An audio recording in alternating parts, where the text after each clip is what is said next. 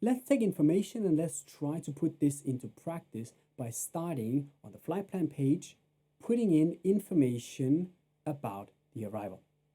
We had already set this up when we departed, so it should be a verifying case in this case.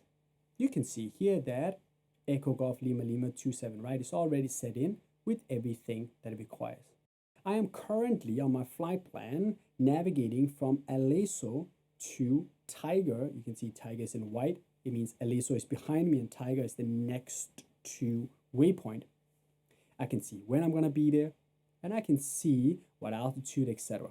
My flight plan check here requires me to check the star if I have a star, but at least the SID and the approach and go around.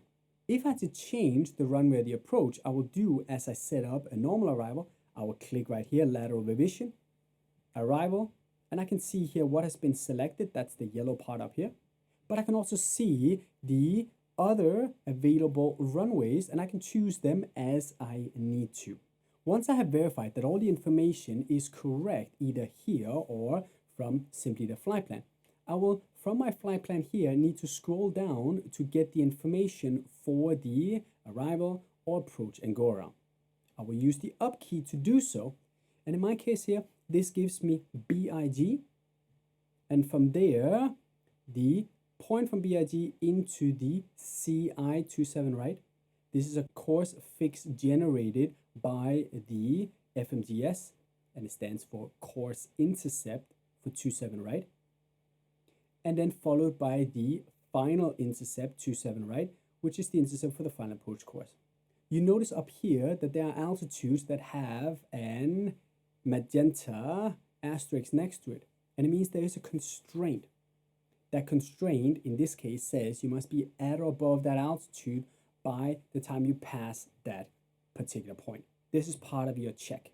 What is also part of this check is to check the waypoints into the approach, which in this case will be CI27 right, course 273 into FI27 right, and checking the distance and the slope over here. You can see that is a 3-degree glide slope and an intercept altitude of 2,380 feet. From there, we can scroll again.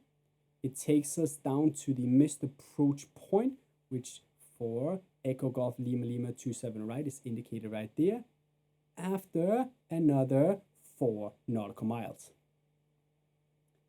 The 3-degree glide slope and the altitude right here at FI27 right must be verified, and we verify the missed approach procedure here with course and altitude and restrictions are in accordance with the latest airport arrival and approach chart.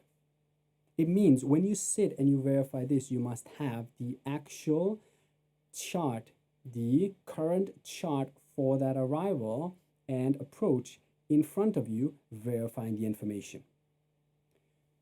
The waypoints, the course, the distance, the slope, and the missed approach procedure. And any restrictions as to altitude or speeds must also be verified.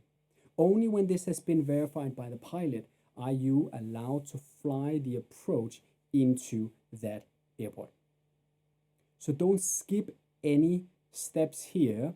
Yes, this will be 99% of the time accurate as per the database, but should there be any restrictions or anything out of the norm or out of date, it should be caught at this particular point.